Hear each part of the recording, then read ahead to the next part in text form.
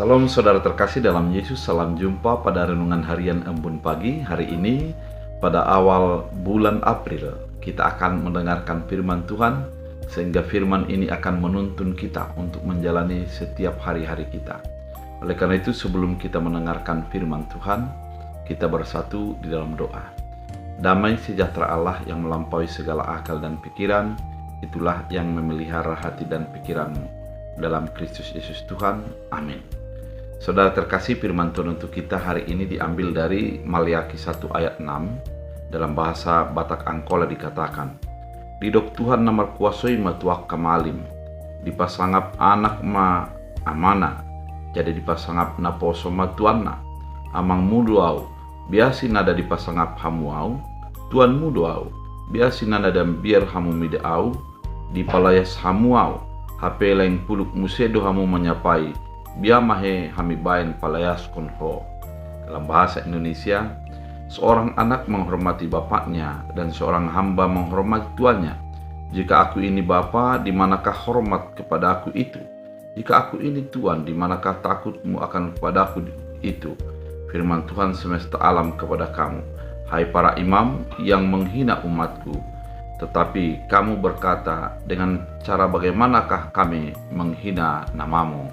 Demikian firman Tuhan. Saudara terkasih di dalam Kristus Yesus, kitab Maliaki merupakan kitab terakhir yang ada di dalam perjanjian lama.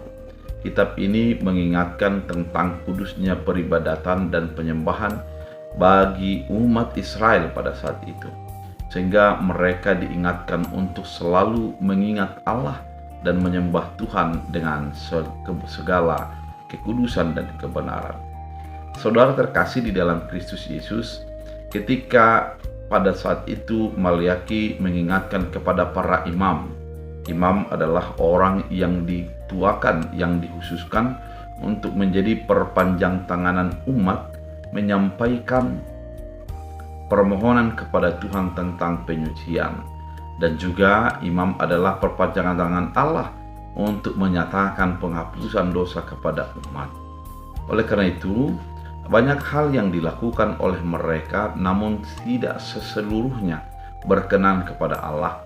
Persembahan yang diselewengkan, dan ketika berbagai hal di dalam ibadah yang menyakitkan hati Allah.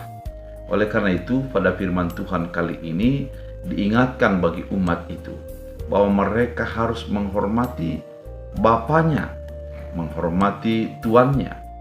Siapakah bapa dalam hidup mereka? Adalah Allah itu sendiri.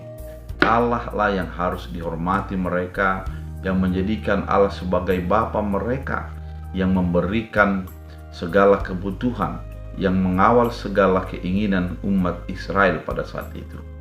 Oleh karena itu, Allah mengingatkan bahwa mereka sesungguhnya harus patuh dan tunduk kepada Allah dan menjadi orang yang memperlihatkan kekudusan Allah melalui perbuatan dan perbuatan mereka. Dikatakan juga bahwa mereka adalah harus menghormati tuannya.